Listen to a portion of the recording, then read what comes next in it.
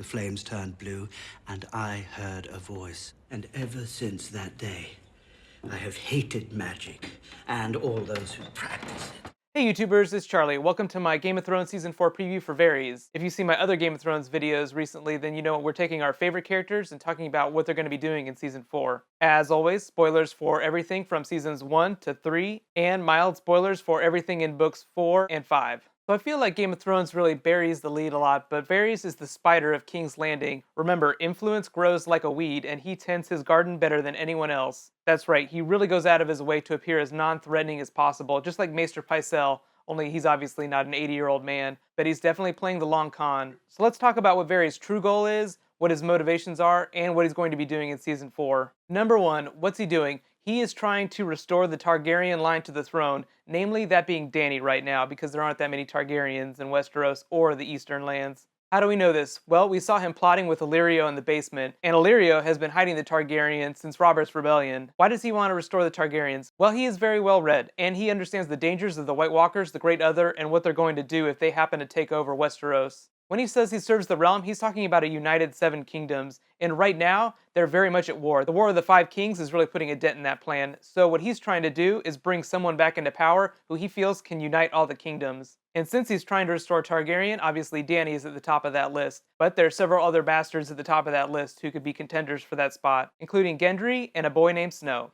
2. What is he doing in Season 4? Well, he's trying to eliminate some of the kinks in his plan to put that person back on the throne. But since he's the spider of Westeros, you're never going to see him crossbow anyone to death or stab someone in the heart. So Varys prefers to act through other agents, and he's a master of creating circumstances by which events just unfold on their own. And that's what's going to happen in Season 4. He's going to help do what he can to create the circumstances to get some of these people who are in the way between this Targaryen restoration. More to that, George R.R. Martin recently did an interview where he talked about the Purple Wedding, and for those of you that hadn't read the books, I won't spoil it too much, but let's just say it gets very grisly. It's like this season's Red Wedding. That's right, it's an event of the First Order, so it's going to be amazing to watch on screen. But Varys doesn't take a direct role in this event. He really just kind of sits around and allows it to happen. He's also very integral to the events after the Purple Wedding, killing 2 birds with 1 stone, as it were.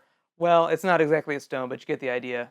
Number 3, why is he doing all this? What does he believe in? He's not really tied to any of the bloodlines in Westeros. Obviously, he's really up on the Targaryens right now, but that's only because he thinks they're the best for the job. If you remember that speech he gave with Tyrion, it's in the picture right here, where he pulls the wizard out of that box. He basically hates magic users, magic and all those who practice it. Mostly because of that experience where he got cut, and he saw the demon in the fire, or at least heard the demon in the fire, so he understands the threat that the White Walkers and supernatural beings represent to Westeros. For those of you that aren't up on the backstory, originally Varys had kind of intended for Rhaegar to take the throne because he felt like he was actually a true king, unlike his father, Mad King Aerys. But Robert's Rebellion happened, and that really threw a wrench in his plans, so next up is Dany. But let's talk about other contenders for that throne in the context of what the showrunners are doing with the show. Remember, they're changing George R.R. Martin's story just a little bit to fit the TV show, so they're condensing a lot of characters into one. So I think that there's going to be a couple characters from books 4 and 5 that they're going to get rid of, and they're just going to use characters they already have on the show right now,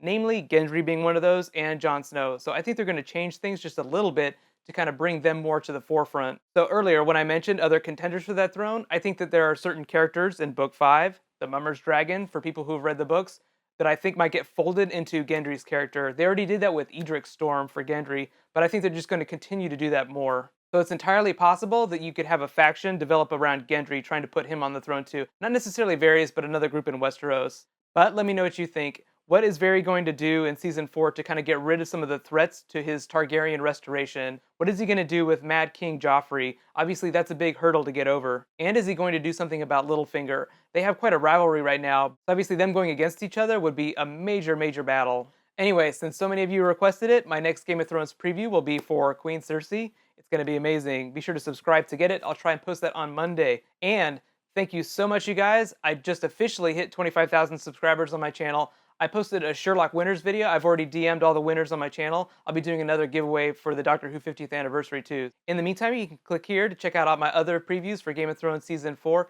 and you can click here to check out all my videos for Legend of Korra Season 2. Thank you so much for watching. You guys are amazing. High fives. See you tomorrow.